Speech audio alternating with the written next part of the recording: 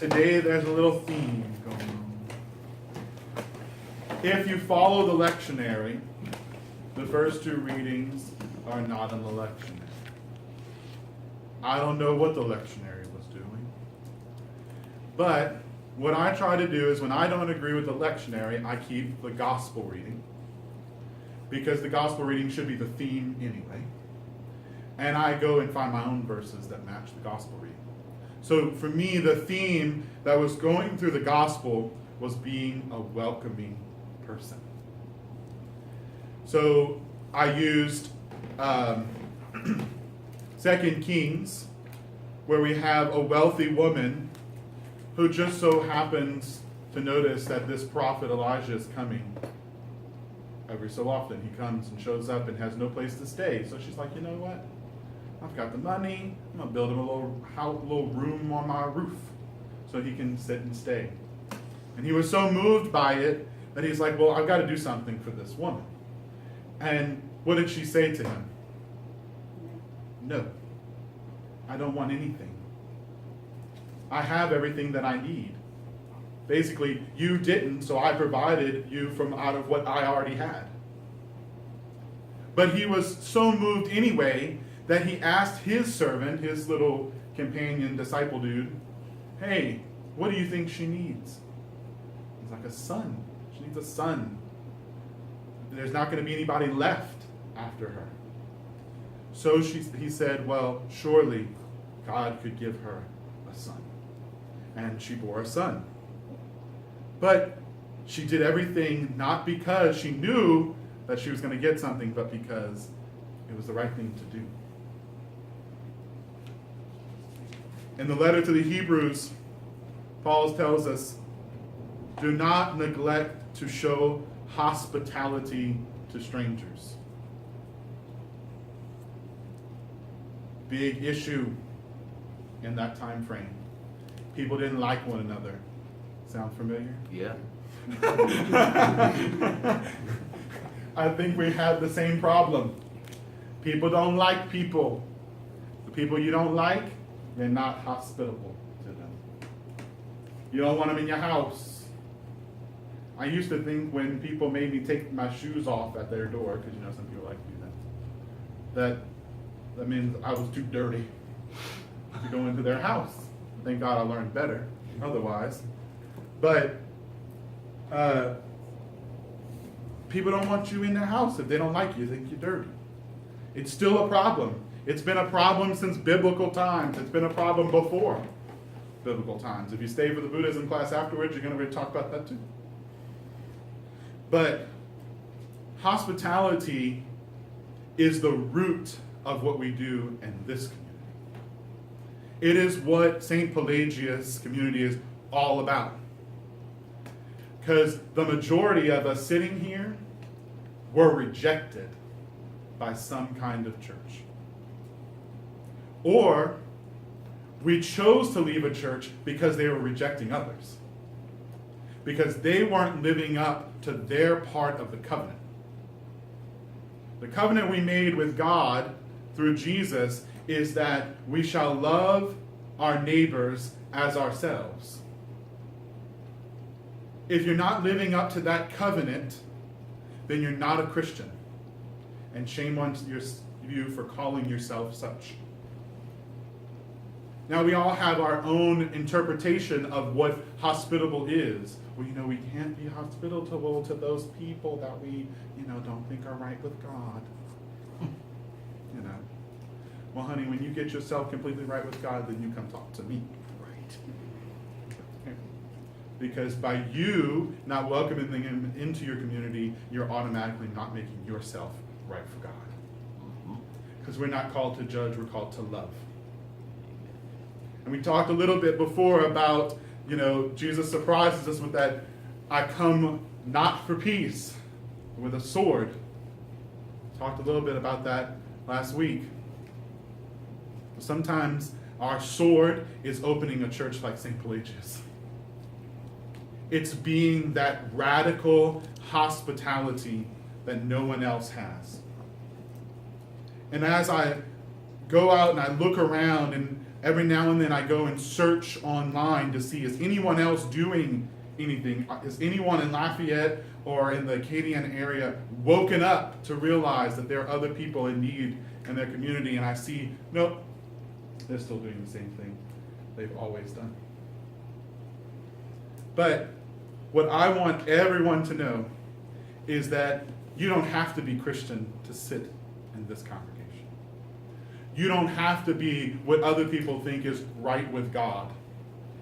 Because we make ourselves worthy, more worthy of God's love by coming here every week, by participating in community, by recognizing the faults within ourselves, by recognizing that we aren't perfect, that we've got to come and kind of get back in step a little bit. And that's what worship's all about, coming and getting a little bit back in step. There's times in my life that I was just so angry with people, I thought, I can't go to Mass. I'm too angry to go to Mass. And I learned those were the times that I should have been in Mass. Was when I was so angry that I thought I was unworthy of God. Those were the times that I should have been in the pew. And I should have been at the altar rail. But yet I was taught that that wasn't the place for me. That I had to work on getting right with God first before I could ever receive God. But I believe that receiving God finds peace within you. Coming to the altar rail at a time in your life when you are the lowest, when you think you're the scum of the earth, because you're the only one that thinks that, by the way. God doesn't. But when you think you're at your very lowest, is when I want you to pick up the phone and say, Bishop Matthew, I need communion now. Let me come to your house and we'll have Mass at your house now. Because that's when you need to receive the Eucharist, is when you're at the bottom. Don't wait till you go back to the top. That's great when we're at the top. But you need it when you're at your lowest. We need to go and we need to have communion right then and there. Because that's what's going to automatically start you back up the road to thinking that you're not so low anymore. Because we do that to ourselves. Travis and I were driving the car the other day, and I said, the problem with society is society. It's all the rules. As soon as we make a civilized society, we hate ourselves. People that live in the bush and have no civilization that we think is civilization, they don't have a toilet in their house, or 2 toilets, or 3 toilets, or 4 toilets in their house. We think they're uncivilized. Honey, I think they got it right. I think I should be in the bush somewhere in Africa, pooping in a hole, because I don't have to worry about the dang toilet busting. And that thing, I got to call that plumber who's going to come traipsing in my house, and he's going to break the toilet more, because I don't think he knows what he's doing. But if I just had a hole in the ground, I just cover that stuff up and move on. Right? We cause so much trouble. The civilized society causes so much trouble. And I get it, we need it. Right? We need order in our lives and all that good stuff. But I need to get away from it sometimes. I need to get away from all of it. We often wonder why can't a child sit in a classroom and learn? Because they're not meant to sit in a classroom and learn. They're meant to be out. But unfortunately, they got to sit in the classroom and learn. Because by the time they're 18 years old, they got to know all the stuff that an 18-year-old needs to know. And if they're going to be further along in our society than they were at 4, then they need to go to college. And in order to go to college, you got to start when you're 4. That's the way our society has made it. So unfortunately, teachers, we have to stick them in the desk. Sometimes people say, how do you get kids to read so well? I'm a reading intervention teacher, I don't know. I don't do anything new. I just teach them how to sit in the desk. And how to put aside what their instincts are and turn on that part of them, that their intellectual side, and say, I'm in school now. I have to sit in a desk now. I'll be able to go play later and teach them that have playtime, go play and do things. Don't do homework right when you get home. Go play a little bit, then come back and do a little homework. Then go play a little bit, then come back and do some homework. Because they need that. They need that. That instinct tells them they need to move around and go do things.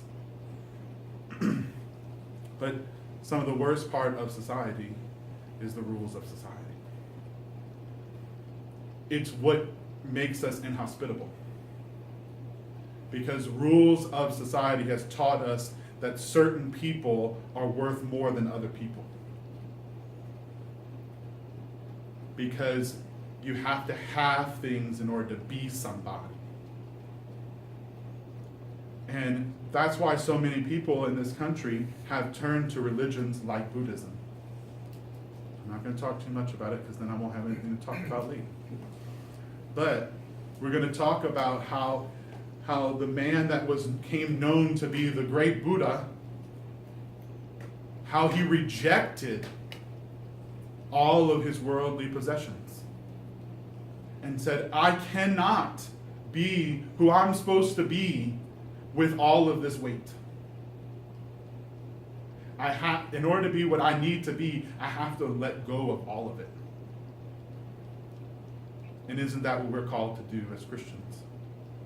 Let go of all that we think we are and come to know who God wants us to be. And respect God in everyone that we meet, regardless of whether you like them or not.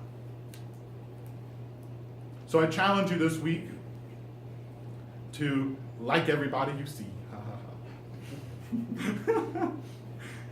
When you're sitting, because I was doing it on the way here, they were driving 45 miles an hour. I got places to be. 45 miles an hour. I surely went around them. But I got mad at myself because I really didn't have to be here that early. When I wanted to be here at 2 o'clock, and I pulled up at 1:45. I said, I could have sat behind them. I didn't have to get mad, go around, do all that stuff, because I still would have been here before 2 o'clock. But I did it anyway. And I was mad at them, y'all.